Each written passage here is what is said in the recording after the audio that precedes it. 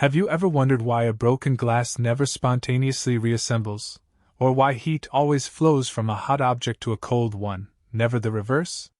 These everyday phenomena, seemingly simple, are profound manifestations of one of the most fundamental concepts in physics, entropy.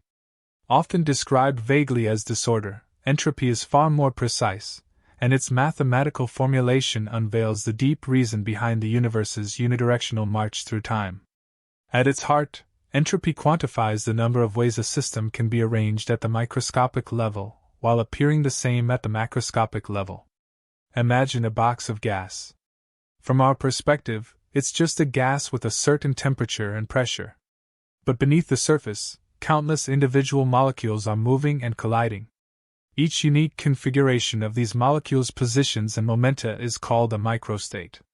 The pioneering work of Ludwig Boltzmann revolutionized our understanding of entropy by connecting this microscopic chaos to macroscopic thermodynamics. He famously formulated entropy, S, as S equals K ln W.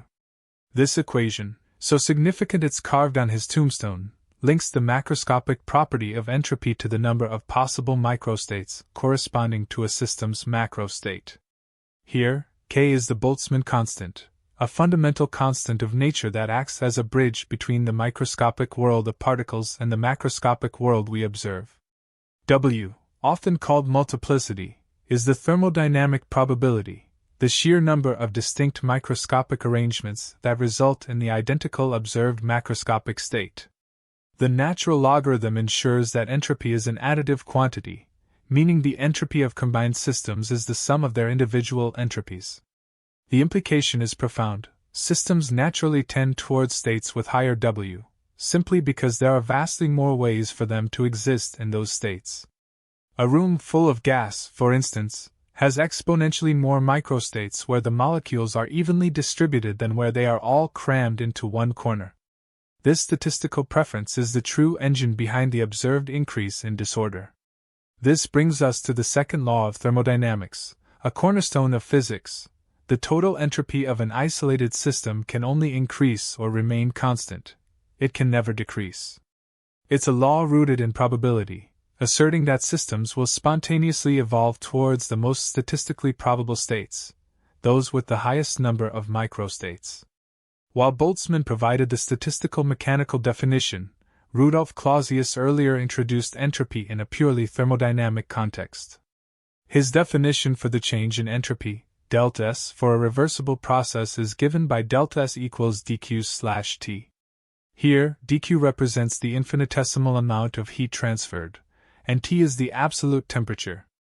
This formula defines entropy in terms of heat transfer and temperature, crucial for macroscopic thermodynamic calculations. These two definitions, Boltzmann's and Clausius, while seemingly different, are entirely consistent.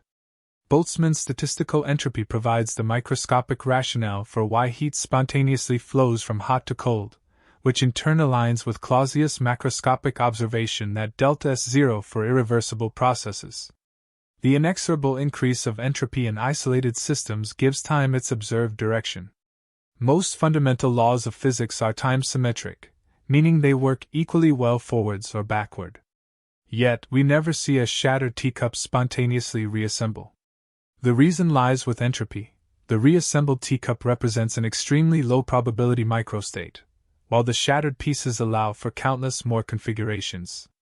The increase of entropy serves as an arrow of time, distinguishing the past from the future. This thermodynamic arrow of time has profound cosmological implications. The universe, as a whole, is an isolated system, and its total entropy is constantly increasing.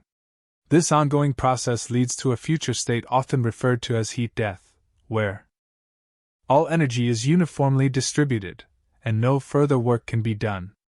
However, for the universe to have an arrow of time pointing towards increasing entropy, it must have started in a state of remarkably low entropy. This initial condition, known as the past hypothesis, remains one of cosmology's greatest puzzles.